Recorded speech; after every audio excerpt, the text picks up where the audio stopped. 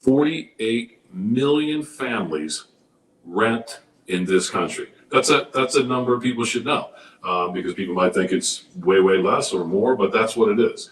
So now what I want to know, in the company that we ran, what we wanted to know was how many of those people that rent standalone homes versus high rises, garden apartments, whatever they rent.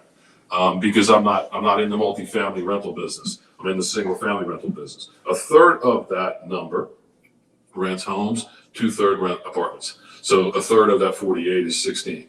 So here's a really interesting number. 16 to 17 million families rent standalone homes, which means somebody's the landlord on the other side of that issue. So it may seem, particularly in certain markets, that the institutional presence is really strong. But having been a CEO of one of those companies, we had 15,000 homes. Okay, so that might sound like a lot, but not vis-a-vis 16 or 17 million. So we were public.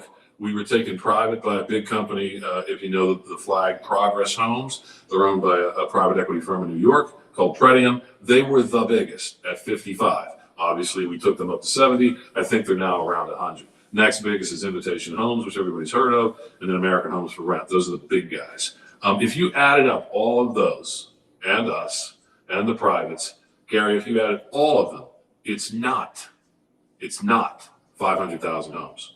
So 500,000 homes vis-a-vis 17 million is not a big number. So it could seem like it's a lot, but you can go online and you can see exactly this number. It's not even 500,000 yet. And they've been doing this for 13 years now. So you could actually argue that we kind of failed as a concept, that all of us got together to try to do this, and all we got to was 500,000. So because of advertising, or in certain markets like Atlanta, which is a big market, so it might seem that there's this competition where the big guys are pushing out families, but it's just not supported by the numbers. So people might say 500 is too big, but it's really not that much. So if you think about it, that's not even, if you do the math, that's not even 3%.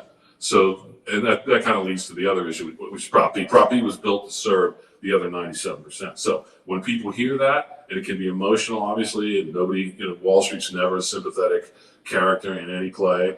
And so people might say, Invitation Homes is my, Blackstone's my neighbor. There was one of the articles in Atlanta. First of all, Blackstone doesn't own Invitation Homes anymore. They're off doing lots of other things. So, but those are the facts, and that kind of quiets the emotion, because it's just, let's just go to the numbers, managed by fact.